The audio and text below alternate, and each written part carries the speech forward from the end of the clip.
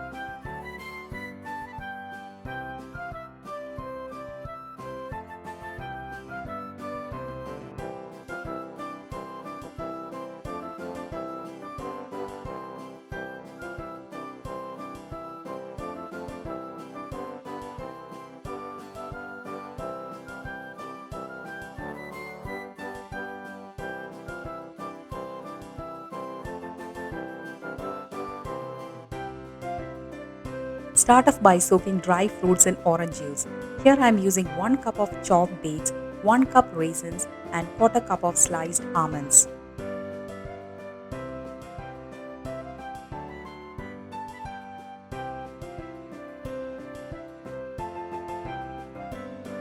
I am also adding 1 teaspoon of orange zest and lemon zest. This is optional. You can substitute this with candied pineapples, dried apricots, tutti frutti, glazed cherries, dried cranberries, cashews, almonds, pecans, etc. etc. So the options are endless. It is totally up to you which all combinations of dried fruits and nuts you want to use for this recipe. So basically you have to combine these fruits with some sort of a soaking liquid. When it comes to soaking liquid, here I am using 1.5 cup of freshly squeezed orange juice. You can also use grapes as well as apple juice. You can substitute with rum, brandy, and wine. When you soak in alcohol, make sure to use a glass bowl, and the soaking duration will be a minimum of 2 days up to 1 month. You can leave the fruit mixture on the countertop if you plan to soak with alcohol. Since I am soaking in orange juice, the soaking duration is only 2 hours in the refrigerator. Step 2 is to make a caramel syrup. Since I am making in very small amounts, I'll be using a shallow pan. To the heavy bottom pan, add in half cup of granulated sugar and 1 tablespoon of water. I'm going to transfer it to the stove. The temperature should be set to low. One key point to note here is that you do not want to stir the sugar and water at all in the beginning. It may lead to crystallization and the entire batch will become unworkable. If you want, you can swirl the pan to gently move the things around, moving the dry sugar into the wet area. That's all it needs as of now.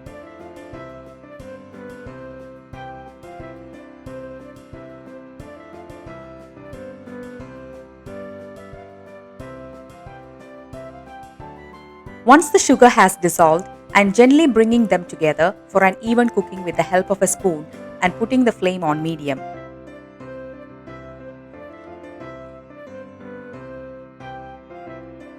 You can observe after some time that the sugar starts to caramelize and become a beautiful brown color. Keep on cooking until you get the desired caramel color. Don't let it burn. Always adjust the temperature to low if you feel that the sugar syrup is starting to burn. Once the desired caramel color is obtained, add in half cup of very hot water to the syrup. Please be really careful while doing this step because caramel will splutter. So keep yourself at a safe distance to avoid steam burn. Caramel can be extremely dangerous if not handled carefully. You can use a tall pan to accommodate all this bubbling and spluttering, and it goes to the side of the vessel.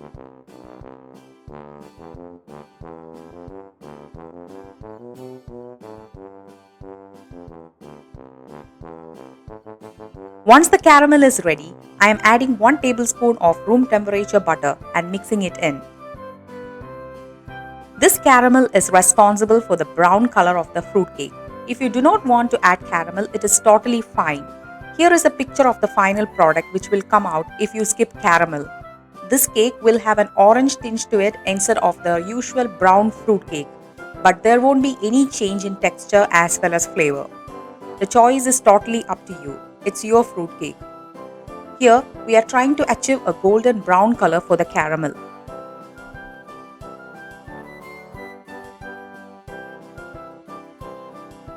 I'm transferring the hot caramel to a heat-proof bowl. This caramel will thicken up with time. The initial consistency will be runny. You can store it in the refrigerator if you are making it on the previous day. I'm going to rest it on the countertop and continue with the rest of the process. Sieve the dry ingredients required for the cake batter. In a large mixing bowl, place a sieve and add in 1 cup of unbleached all-purpose flour, half teaspoon of baking powder and quarter teaspoon of baking soda. Sifting helps to incorporate more air and prevent any lumps that would weigh down the batter and make the flour lighter. It will be easier to mix it with other ingredients when forming a cake batter.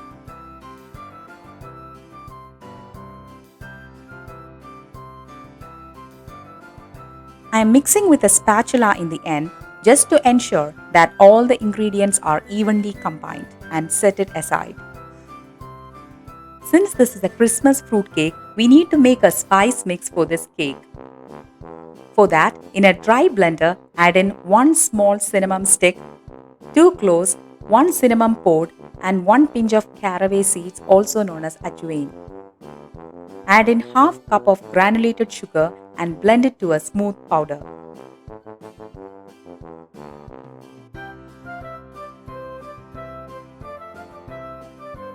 This will be later added to the wet ingredients. Time to work on the wet ingredients. Take 2 large eggs at room temperature.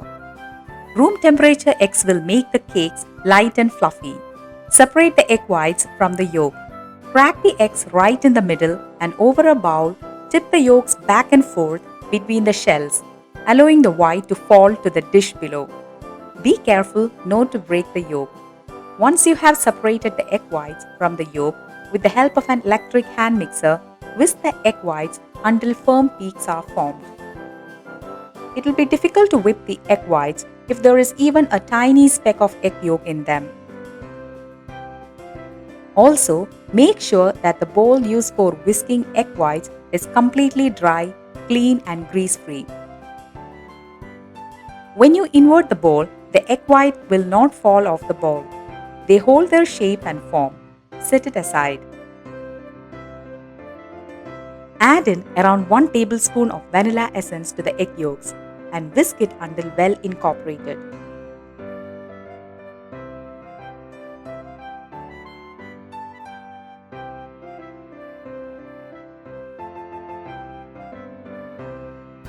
Add the sugar and the spice powder mix which has been prepared earlier.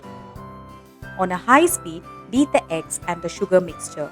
So basically, we are trying to cream the fat along with the sugar by beating them together with a whisk or a hand blender. Keep on whisking until they become light in color.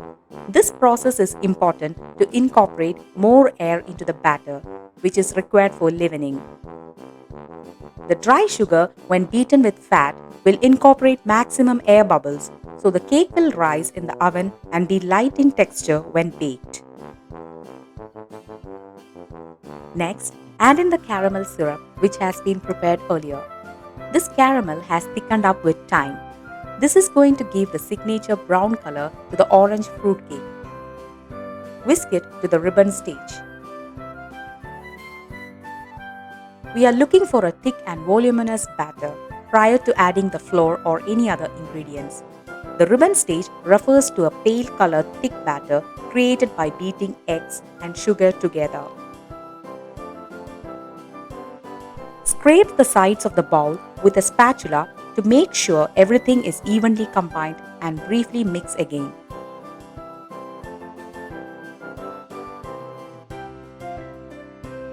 This is exactly what the eggs and the sugar should look like once they are done.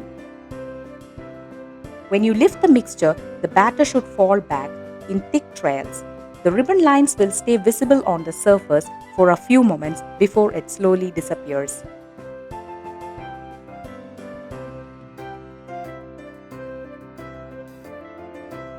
Now, sift the flour mixture into the batter and combine.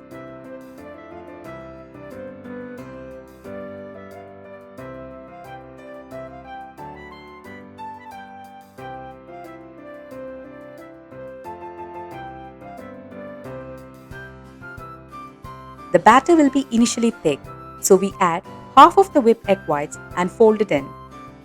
Mix it up until it is almost just combined. This will help to lighten the batter to make it easier to incorporate the remaining of the ingredients. The fruits soaked in orange juice has been resting in the refrigerator for almost 2 hours now. We added 1.5 cup of orange juice to the fruit mixture. As you can see that the fruits have absorbed almost whole of the liquid and is plump and moist. Add them to the cake batter. You can also soak the fruits several days prior to baking the cake. In such cases, keep them in an airtight container and store them in the refrigerator. It will stay good for up to a week. Soaking the fruits will prevent them from absorbing excess liquid from the recipe. This small step can make a good difference in the final quality of the dish. When you bake, some of the liquids oozes out into the cake batter, resulting in a moist cake. When you soak fruits for Christmas fruit cake, you get a better cake, moist and flavor infused within it. Please ignore the little hands trying to touch the cake batter. My kiddo has become impatient and can't wait to try the cake. I'm adding in 1/4 cup of melted butter to the cake and mixing it in. You can also add equal amounts of vegetable oil or any other flavorless oil to the batter. Please avoid olive oil and coconut oil for this recipe. The texture of cakes made with oil is superior to the texture made with butter. The cakes made with oil will be softer and they stay moist. Add in remaining of the egg whites and gently fold in the whipped egg whites into the batter. We do not want to overmix the cake batter at this stage as it will deflate all the air pockets we have created on the egg whites. So gently fold and cut until we get slight streaks of white in the batter. Now the cake batter is ready. I am transferring it into a prepared cake tin. This is a 9-inch round cake pan which has been greased with some butter and lined with a piece of parchment paper on the bottom. The cake batter is on the thicker side. With the help of a spatula, gently spread it uniformly on the cake tin and level the top.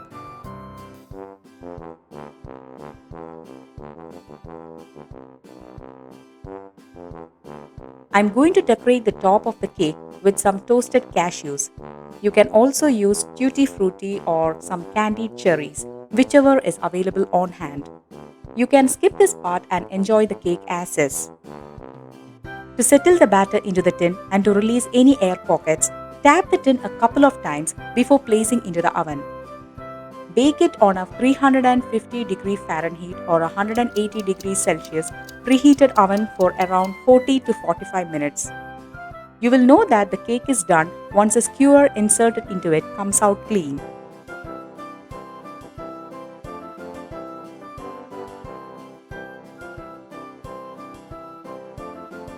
Gently run a knife or a spatula around the cake to loosen it up from the pan and unmold it while it is still warm.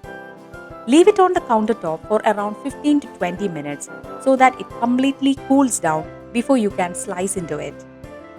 This cake has baked perfectly and it has got a beautiful golden brown color to it. This is our holiday staple for as long as I can remember. Christmas is never complete without this fruit cake.